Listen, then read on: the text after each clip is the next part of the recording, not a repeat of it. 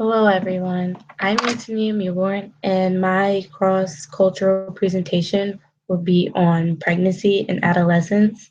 And my two countries that I picked are Liberia and the United States. Just a little background about adolescence pregnancy. It's basically births by young women ages 15 to 19 years old, and the pregnancy rate consists of live births, abortions, and miscarriages per 1,000 women.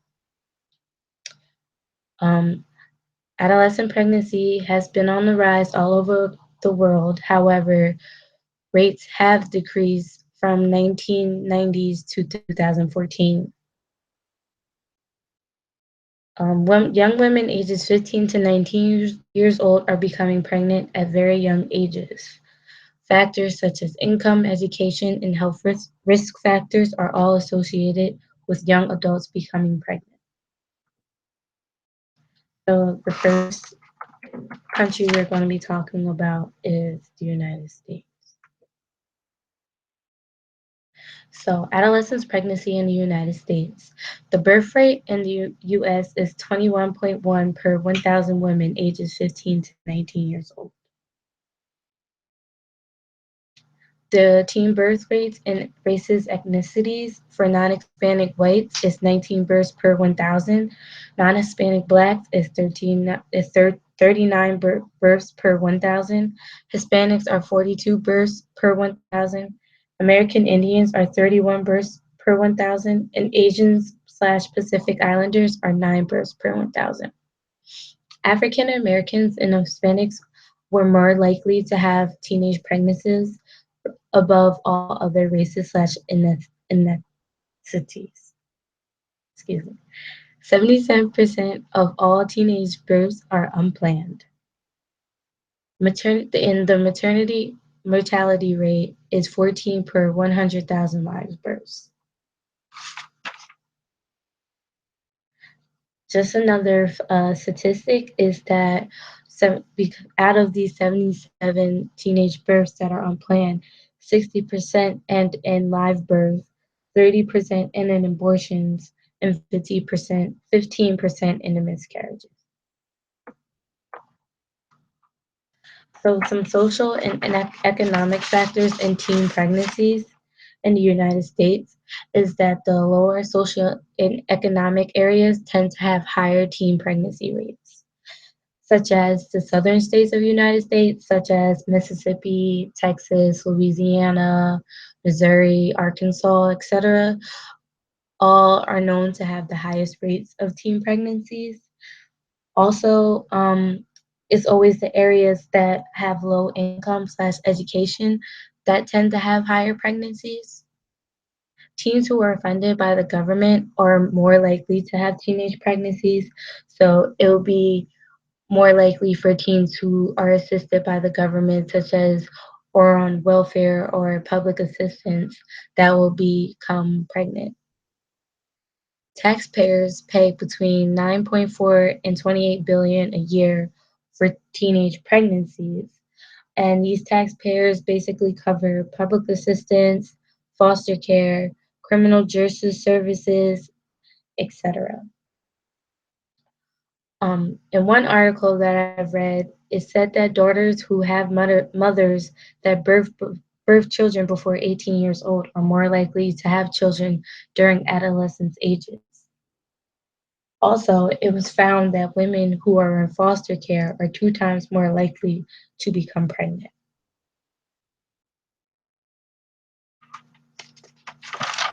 In the education about teenage pregnancy in the U.S., most schools, including to southern schools, only teach adolescents about abstinence-only programs. And these programs actually have increased the rates of teenage pregnancies for teens of Black and white races. There should be more sexual education practices where teens will know how to prevent pregnancies rather than abstinence only programs, because teens will still engage in sex whether it's been taught in schools that they shouldn't. Also, most teenage mothers are unaware about the health aspects concerning them and their babies, which means that not a lot of these young mothers know that they have to get vaccines for their children, have to have monthly doctor visits to have the doctors check up on their newborn children. And even for the mother itself, she doesn't know that she is supposed to go get physical and mental health during and after her pregnancy, which is a huge factor. Teen pregnancy in the US culture. So, a lot of teens says that the sexual representation on the media affects their sexual activity, which actually increases more adolescents to engage in sexual activity, such as the common reality show Teen Mom, where lots of adolescent girls go on that show that are pregnant and deal with relationships and etc. encourages and also know like increases these rates of other teens to become pregnant because they see it on the media constantly. Also, there are a lack of father figures in the African American community. Young adolescent men only found that the presence of their fathers is always only when they are getting money from them or any financial obligations that they owe, which is not a good presence in any children, whether if they're young adolescent men or women, that they aren't having both male and female father parental figures in their lives. So the next country that I'll be talking about is Liberia. So the teen pregnancy rates in Liberia, these rates are significantly higher than the rates in the United States, and their adolescence birth rate is 107 per 1,000 women, which is very high. Also, their maternal mortality rate is 725 per 100,000 live births, which is very significantly high. 30% of adolescent females report being pregnant during their adolescent ages. Also, many of these adolescent women cannot afford the health care for themselves or their baby while being pregnant, which is very important for these women to go seek a doctor, not because they are pregnant, but also because they're at such young ages, it could affect their body and their baby together. In the Saharan Africa, maternal mortality is the leading cause of death in women. And most of women experience hemorrhages during their live births, which results in them bleeding to death, which is very common in these women in this country. Also, adolescent women are more likely to give birth to low birth weight infants, which is a danger to these newborns, and they have to seek a lot of medical care, which unfortunately many of these adolescent women cannot do. Some social and economic factors in teen pregnancy in Liberia is that these adolescent women are usually already in a disadvantaged group before even becoming pregnant. This means that these women have low social economic status, low financial income, and education. These low socioeconomic statuses are do not allow these women to seek the health care that is needed for them to have when they are pregnant and when they are even coming after their pregnancy.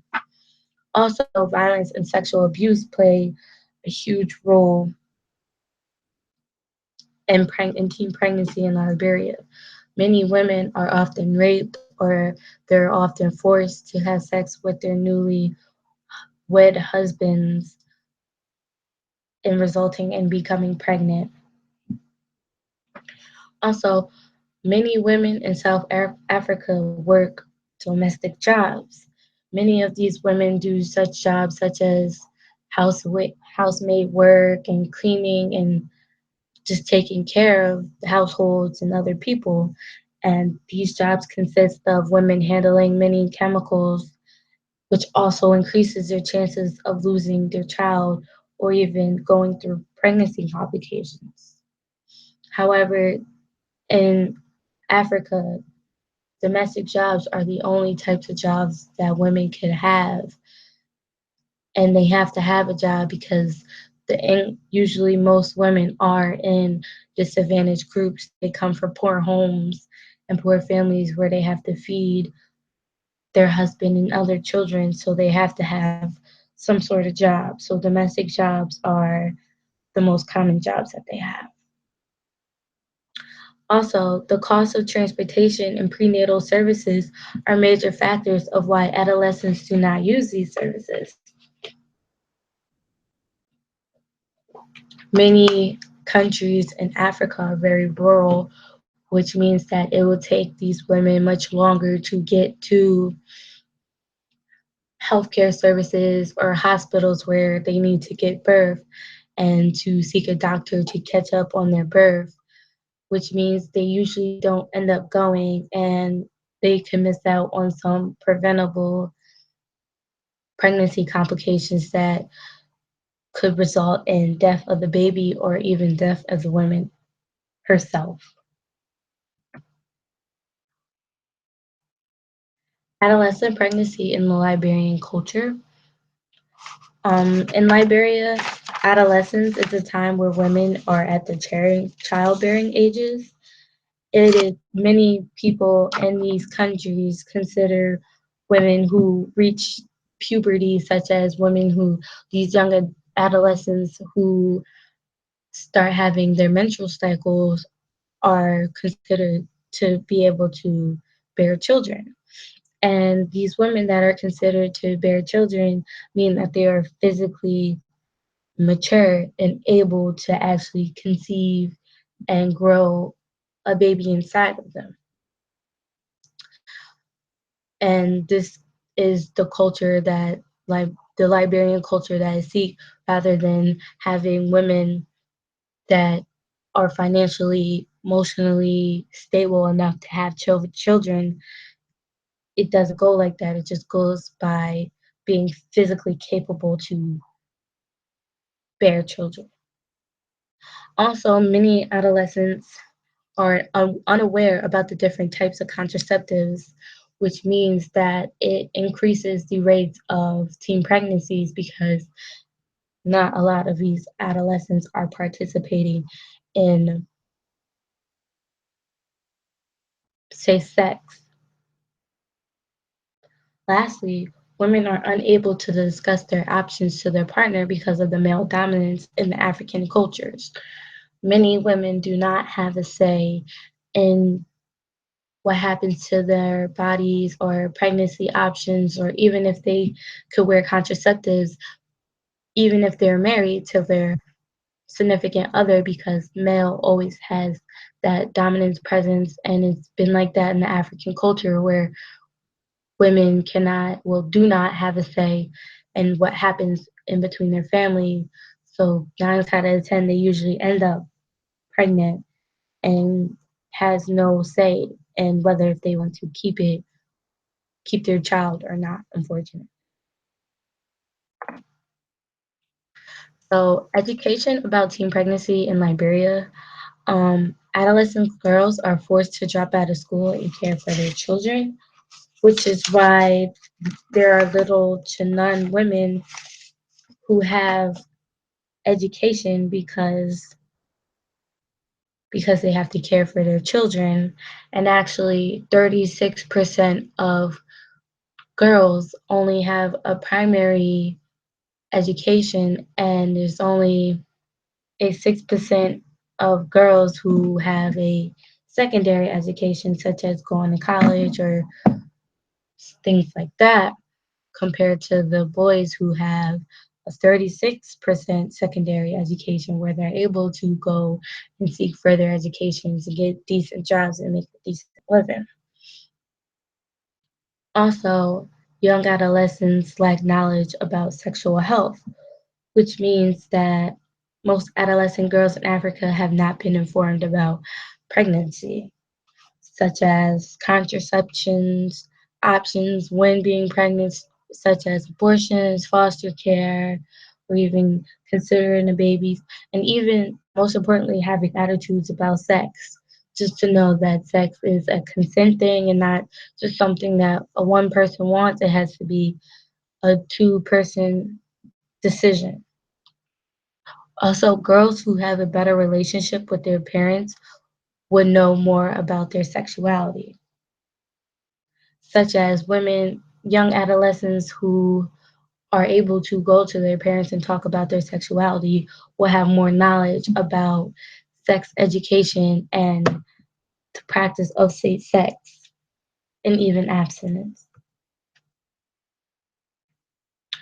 There are teen pregnancy programs in the US, but for the both of these countries there needs to be a more effective sexual education program, meaning that there shouldn't be more programs that discuss abstinence only programs because there are statistics that show that regardless of the abstinence only programs, adolescents will still participate in sex. So it should be more geared toward how to have safe sex and know the risk factors of not having safe sex and women becoming pregnant or even getting a sexually transmitted disease. And I just want to thank everyone for listening to my presentation, and hopefully you guys have learned something. Thank you.